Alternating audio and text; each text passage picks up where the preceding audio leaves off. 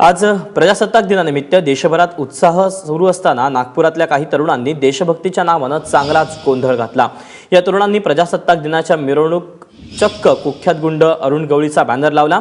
तिलकनगर धरमपेठ भागातल्या तरुणांनी डीजेच्या कर्कश आवाजात हिडीस नृत्य करत मिरवणूक काढली। थेट जाऊयात आमचे प्रतिनिधी रजत वशिष्ठ आपल्या सोबत आहेत। रजत, ही कसली आली देशभक्ती?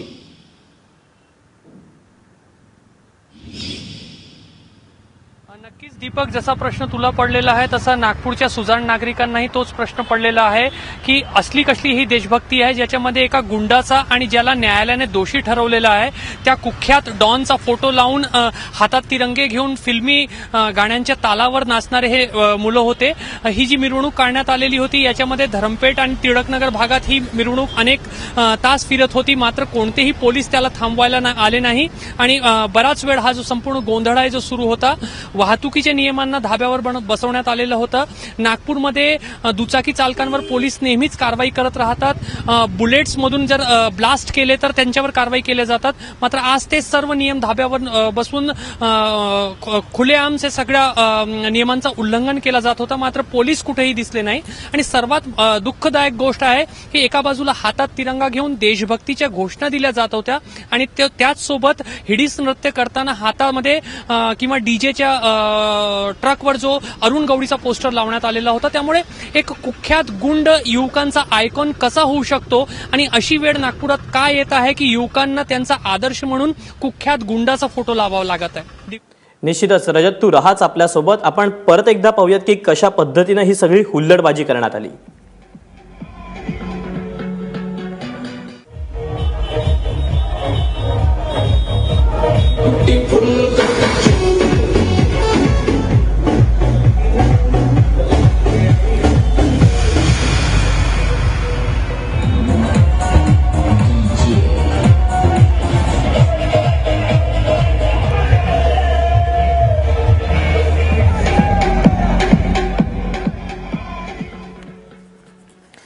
रजत, आपण ही बघितलं की कशा पद्धतीने डीजे सुरू होता, कशा पद्धतीने हे सगळे तरुण बेभान होऊन नाचत होते।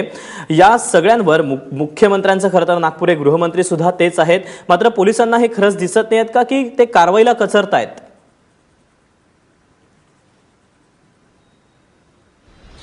नक्कीच दीपक, जसं तू विचारला, टिळकनगर भागातून सर्वात आधी ही रॅली सुरू झाली आणि टिळकनगर भागातून ही रॅली चालत येऊन धरमपेठ भागात आली। धरमपेठ भाग म्हणजे मुख्यमंत्र्यांचा स्वतःचा निवासस्थान ज्या भागात आहे त्या भागात आली।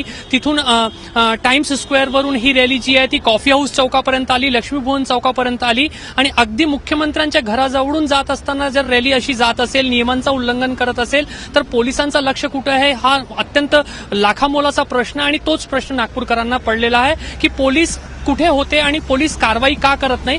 आणि नागपुरात प्रत्येक 26 जानेवारीला, प्रत्येक 15 ऑगस्टला अशाच पद्धतीने धुडगूस घातला जात आहे। एक परंपरा निर्माण नागपुरात झालेली आहे आणि सुजाण जे नागरिक नागपूरचे आहे ते त्यांना अनेक त्रासांना सामोरं जावं लागत या सगळ्या घटनांमुळे। दीपक, निश्चितच त्यामुळे आता अपेक्षा आहे की कदाचित मुख्यमंत्री स्वतः लक्ष घालतील आणि या सगळ्या हे जे सगळे हुल्लडबाज आहेत त्यांच्यावर कारवाई होईल।